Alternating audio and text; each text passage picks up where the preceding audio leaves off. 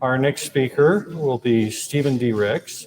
He is a native of Berkeley, California, received his bachelor's degree in ancient Greek and his master's degree in classics from Brigham Young University and his PhD in ancient Near Eastern religions from the University of California at Berkeley and the Graduate Theological Union. He is currently professor of Hebrew and Cognate Learning at Brigham Young University, where he has been teaching for over 40 years. And we'll turn that time over to Stephen to talk about temples beyond Jerusalem. Thank you very much. A good brother gave an address in church.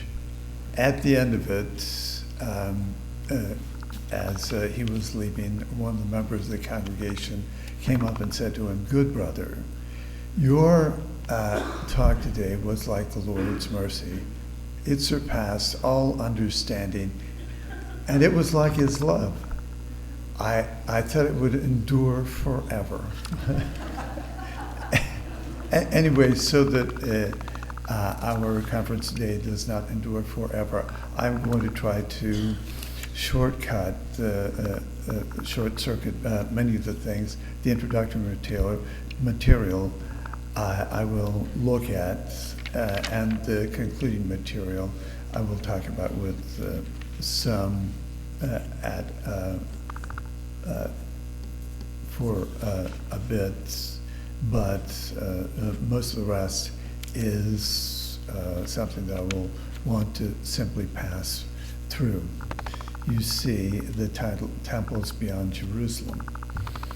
Following the final breach between the Lamanites and the Nephites, Nephi supervised the construction of a temple in the New World.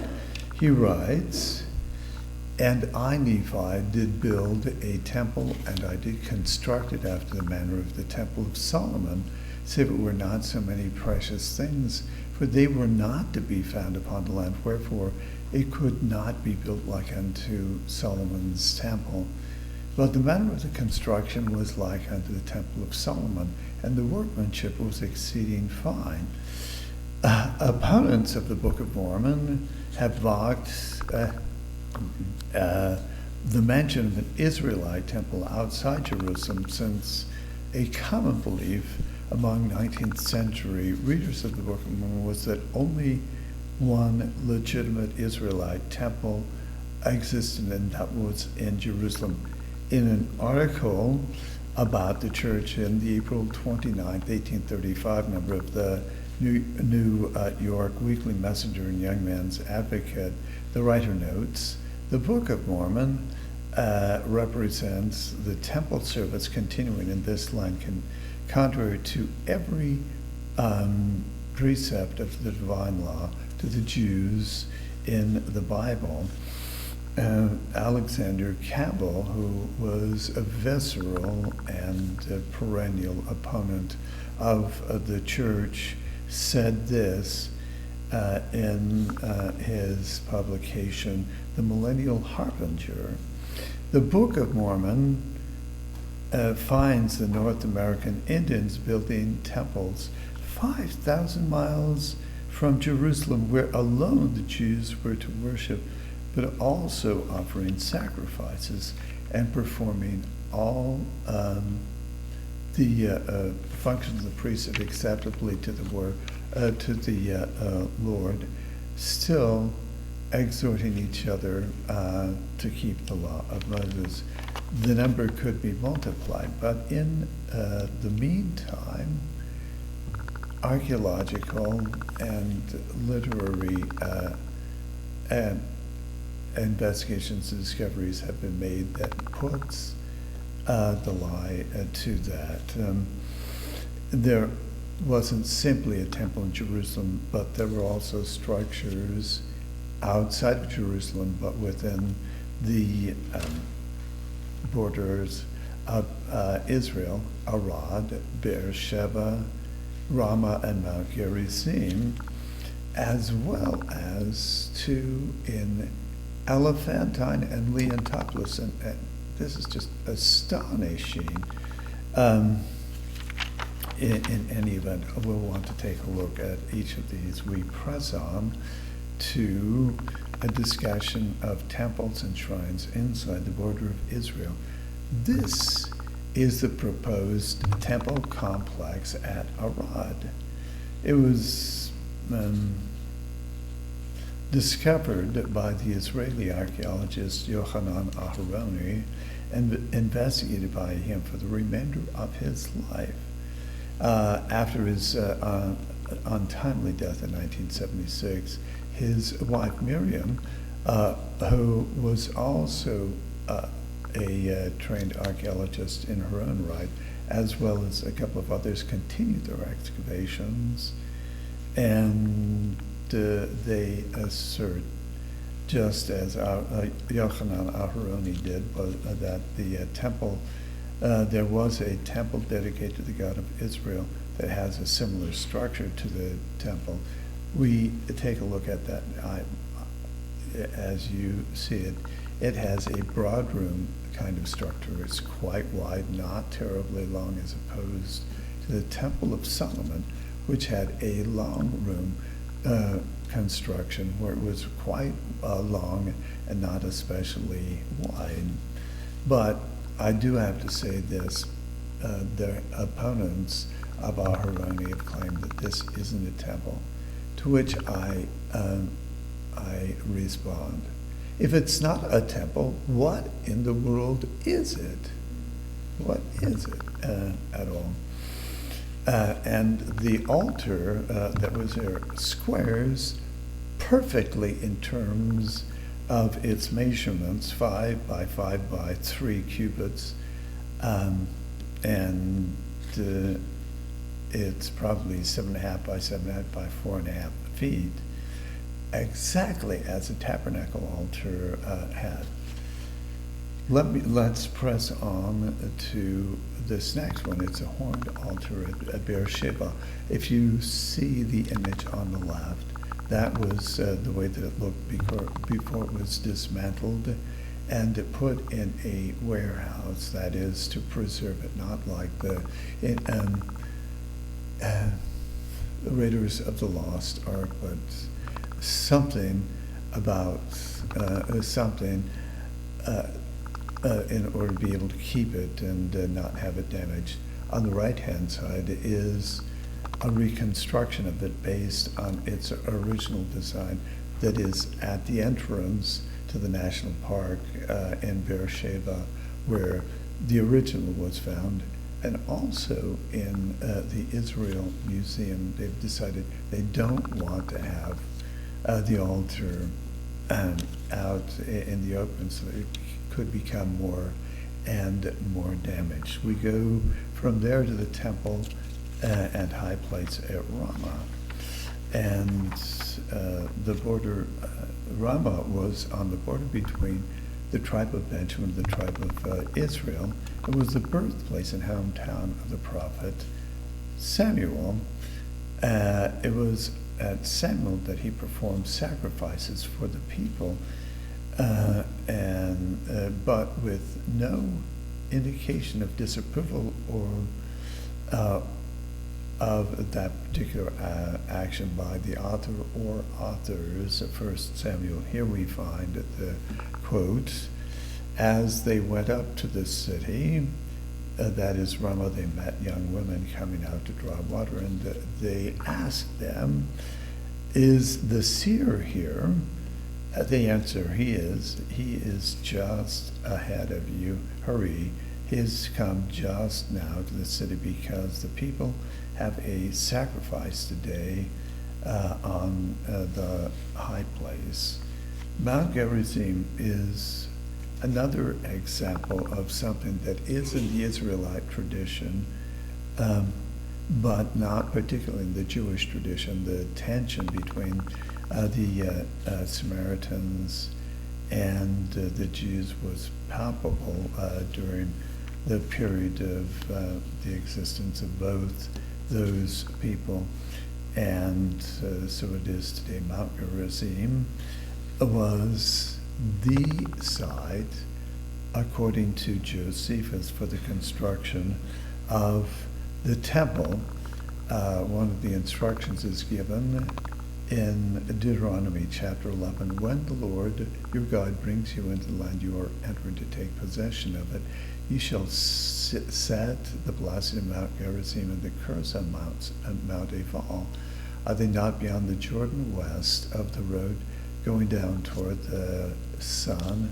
No, excuse me, toward the going down of the sun, toward the east, in the land of the Canaanites who live in the Arava, opposite Gilgal, beside the Oak of Moreh.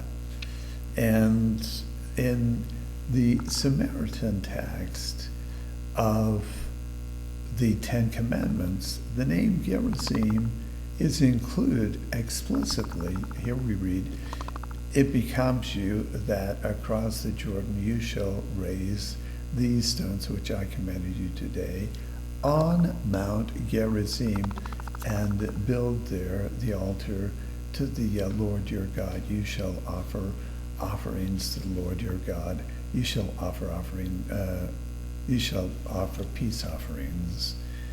And again, something that we find in Deuteronomy, when you have crossed the Jordan, these shall stand on Mount Gerizim to bless the people, and he gives a list of about 8 sons of Jacob or Israel, and further, these shall stand on Mount Ebal for the curse. So there are a total of 4, making altogether 12.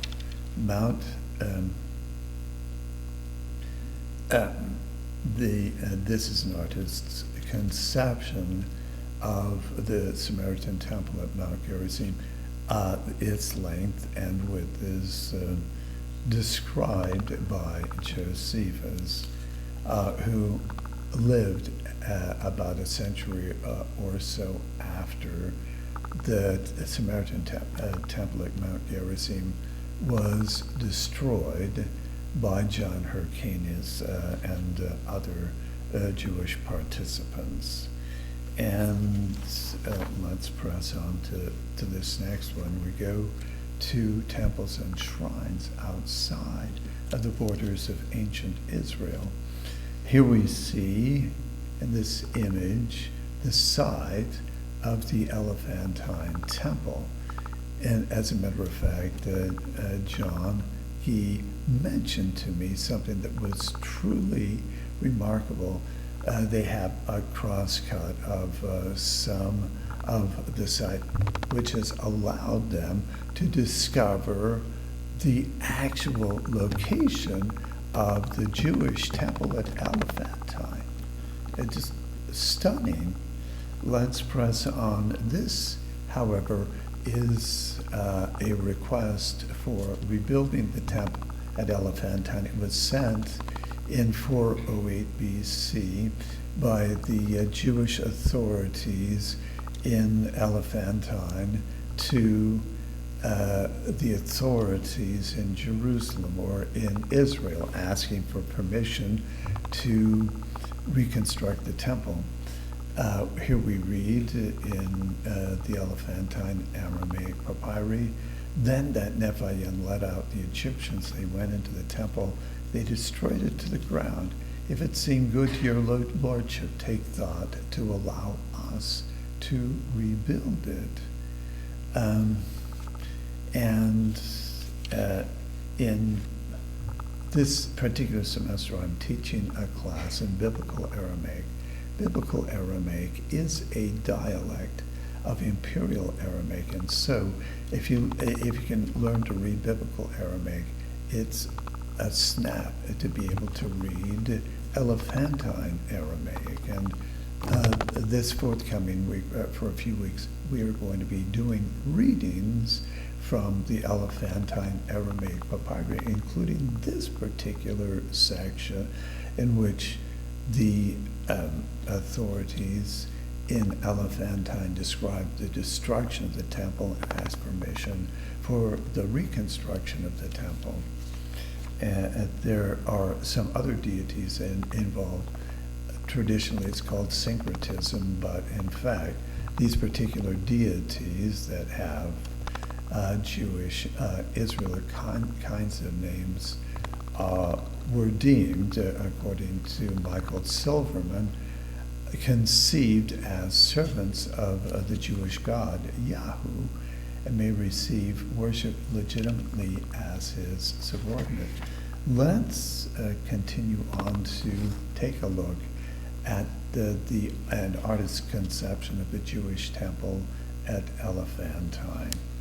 And allow me then to go forward to the temple at Leontopolis that was built in the 2nd century BC by Onias IV, the natural heir of the Zedekite priesthood, settled in the Delta area of Egypt between 160 and 150 BC, at which time he oversaw the construction of the temple. This is only mentioned by Josephus, but we have no reason to doubt that.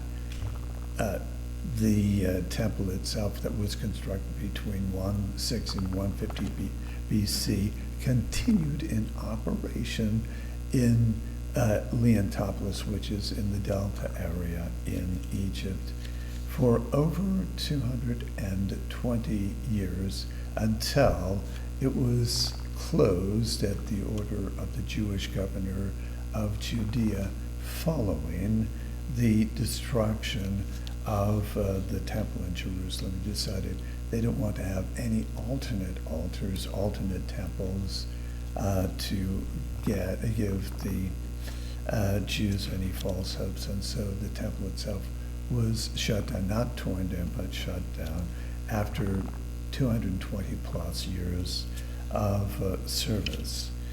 Let's continue with, this is something that was said by Josephus. Onias IV was quite proud of his work, and so gives it some justification as though it's for the greater glory of God. But Josephus says Onias's motivation for building the temple at Leontopolis was his desire to acquire for himself eternal fame and glory. Let me note some particular ideas in conclusion. Number one, there is no indisputable evidence that the worship of and sacrifice to Yahweh is exclusively restricted to the temple at Jerusalem. We go to point number two. There is a very substantial body of sources, archaeological, documentary, and historical, that provide persuasive evidence for the existence of temples and high places. At the time that the Book of Mormon was published in 1830, there had been no archaeological digs undertaken, no discoveries made. Now, going on 200 years later, there are a whole raft of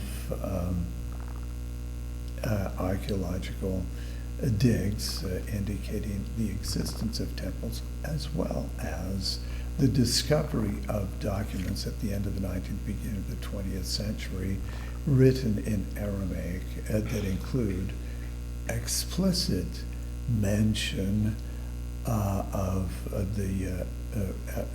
request for the reconstruction of the temple at Elephantine.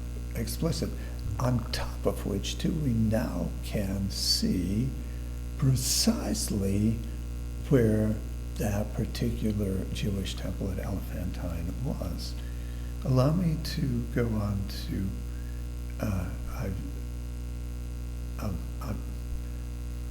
I don't know what I should do. Okay, so here we point number three, as an additional observation, although Jerusalem retained pride of place among the temples and sanctuaries and may have served as a pilgrimage destination other shrines could be used for sacrifices of grain and incense offerings. And further observation that I make, I give it as my opinion, the Levites who were not allocated a particular tribal inheritance in Israel were given the responsibility of residing in cities, towns, and even villages in the land of Israel. One of the reasons that's given for it is so that the Levites can oversee the operation of cities of refuge. But I give it as my opinion that they were there not simply to oversee cities of refuge, but also to oversee the performance of sacrifices and offerings outside of Jerusalem that would have been so much closer to the people who were living in the land of Israel, but for whom a walk to Jerusalem to get to the temple would have taken them days, whereas it probably only took them at the very most a few hours to get to a particular altar, have the Levite allow them to perform a sacrifice or make an offering, and then go back home probably even before the sun set, possibly mid-afternoon, so they could finish their job and come back home. We, in ultimate conclusion, the likelihood of an Israelite temple built in the New World, such as Nephi's, scornfully dismissed following the publication of the Book of Mormon in 1830, has since been powerfully supported by documentary, archaeological, and historical evidence for Jewish-Israelite temple shrines and places away from Jerusalem. Thank you.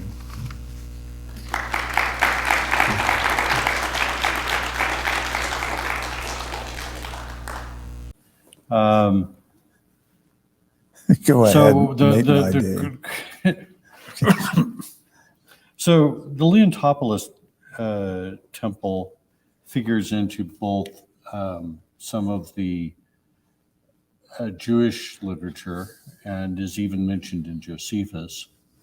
And yet we hear about how Josephus was just so well known in Joseph Smith's day, but apparently everyone missed the references to a temple in Leontopolis there. Any thoughts on that subject? I think that let me get this so that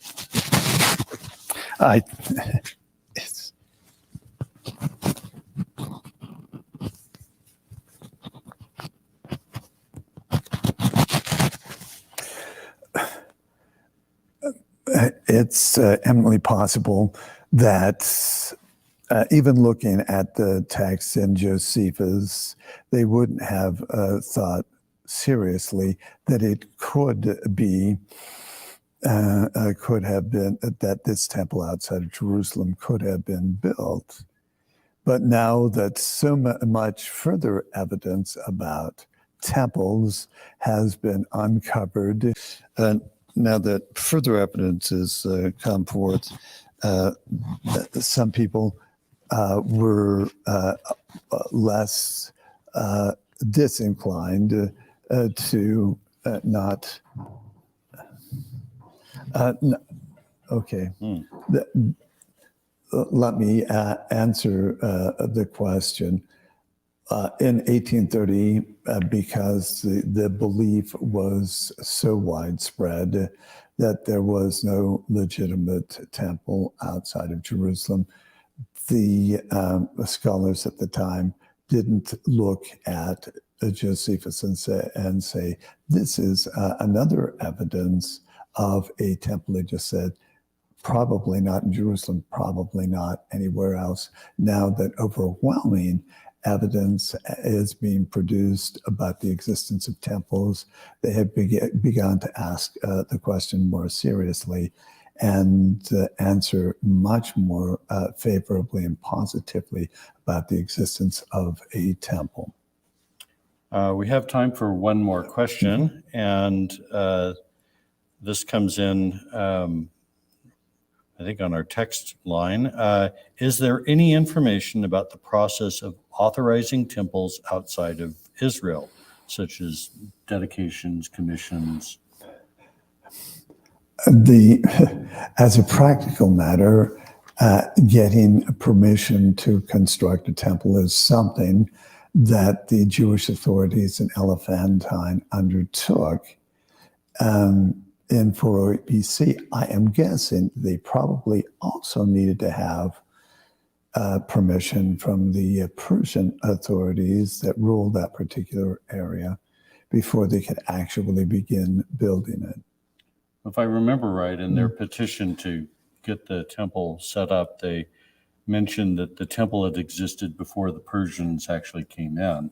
But yes, I think you're right. They would probably need permission from the Persian authorities. Even though it appears as though the temple existed time out of mind, I am guessing as a practical matter, it must have been built sometime in the 6th century BC and existed until 408 BC, when enemies of this particular temple, Egyptians, backed up with connivance of Persian authorities, tore down the temple. It was reconstructed, I should say, after that, but later, probably at the time of the ejection of the Persian kings from authority, that the Egyptians, who utterly loathed the Persians, also weren't very keen about the Jews